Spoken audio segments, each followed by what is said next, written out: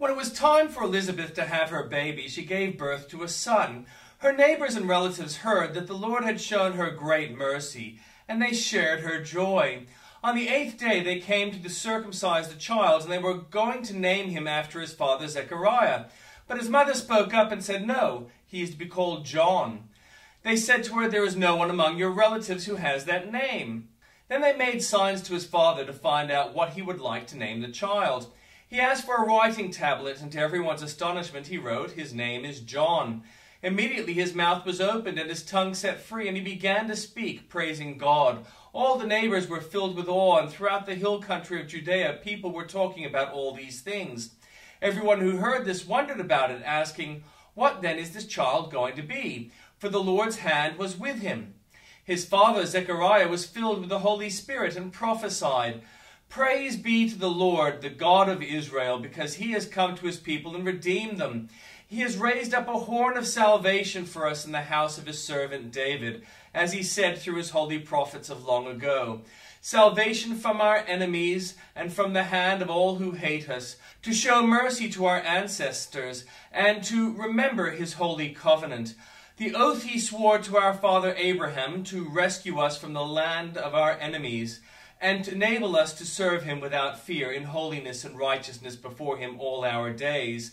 And you, my child, will be called a prophet of the Most High, for you will go on before the Lord to prepare the way for him, to give his people the knowledge of salvation, through the forgiveness of their sins, because of the tender mercy of our God, by which the rising sun will come to us from heaven, to shine on those living in darkness and in the shadow of death, to guide our feet into the path of peace."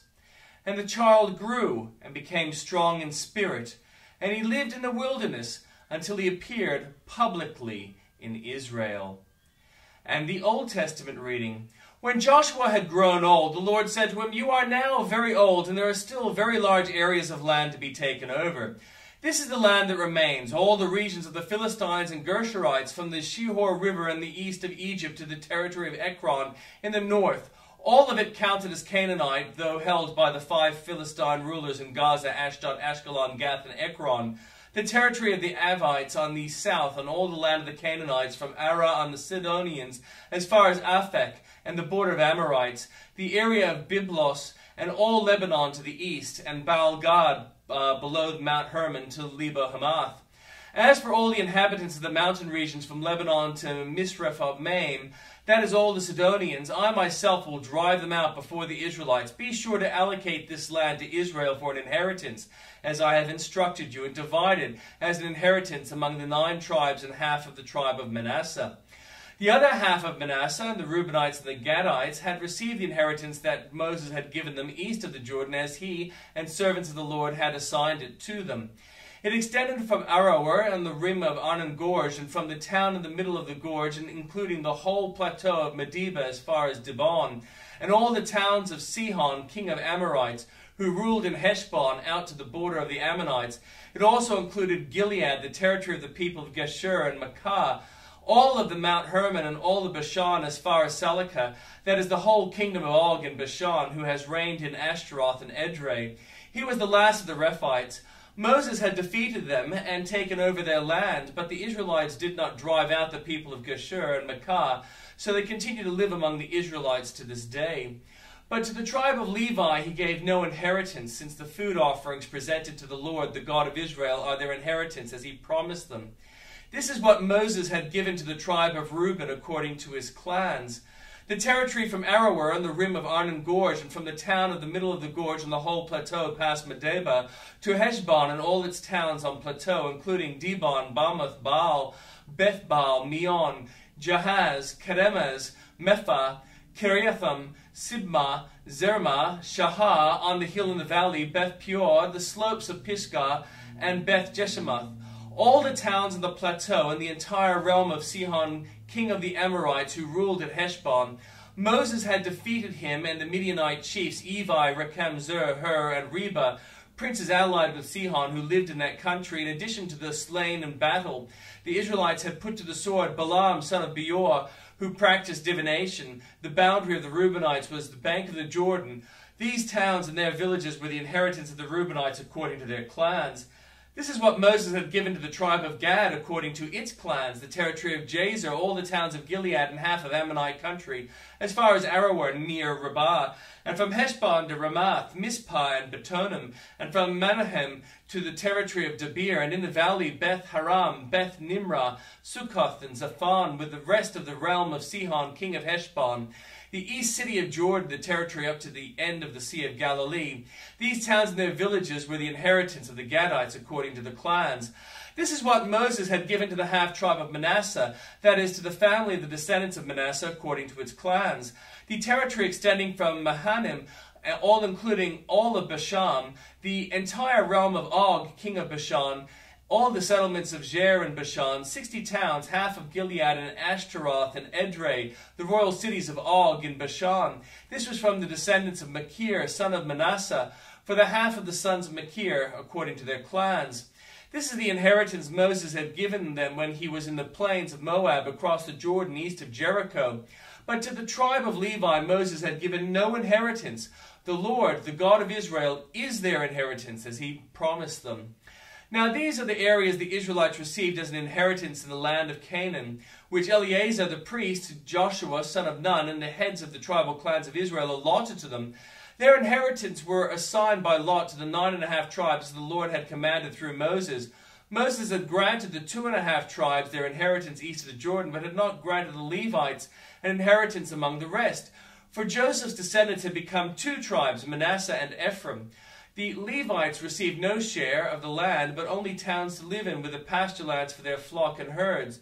So the Israelites divided the land just as the Lord had commanded Moses.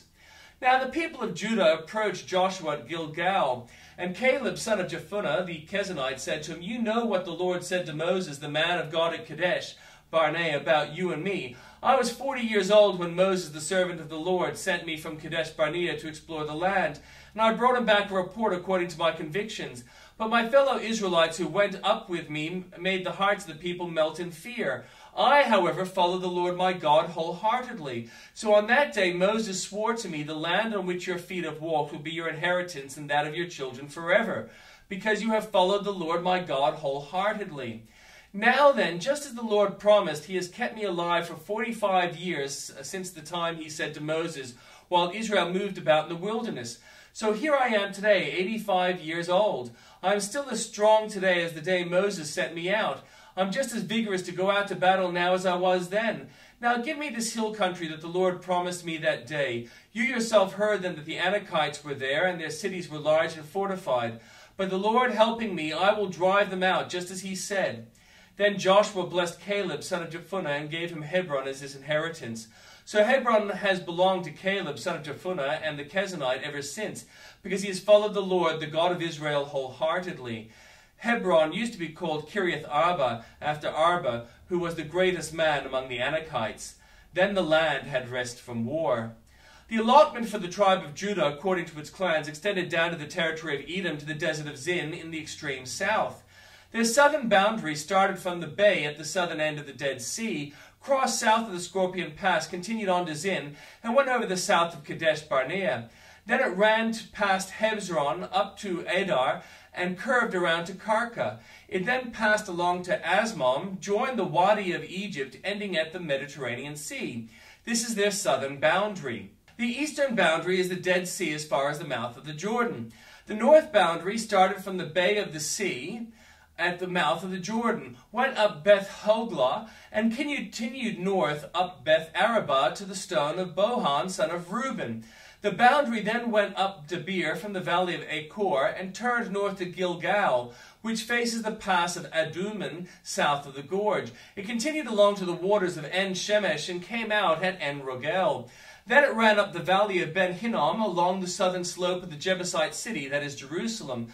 From there it climbed to the top of the hill west of the Hinnom Valley at the northern end of the valley of Rephaim. From the hilltop the boundary headed toward the spring of the water of Nephtoah, came out at the towns of Mount Ephron, and went down toward Bala, that is Kiriath Jearim.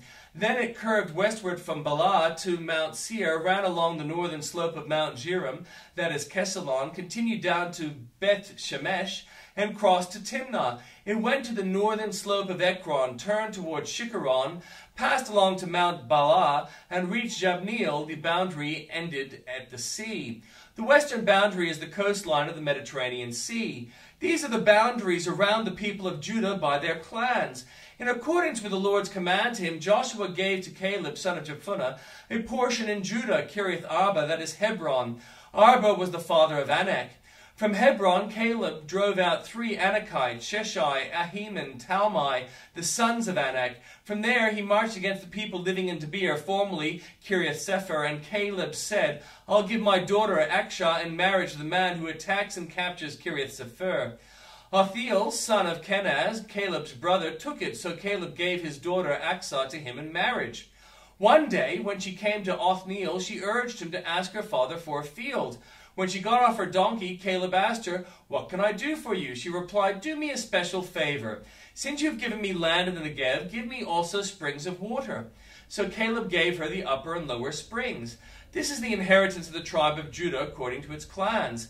The southernmost towns of the tribe of Judah in the Negev toward the boundary of Edom were Kabzeel, Eder, Jagur, Kina, Dimonah, Adada, Kadesh, Hazor, Ithnan, Ziph, Telem, Bealoth, Hazor, Hadath, Kiriath, Hezron, that is Hazor, Amam, Shema, Moladah, Hazar, Gadah, Heshmam, Beth Pelet, Hazar Shual, Beersheba, Bizoithah, Bala, Eam, Ezem, Eltolad, Kesel, Korma, Ziklag, Madmanah, Zansana, Laboa, Shillim, Ain, and Rimmon, a total of 29 towns and their villages.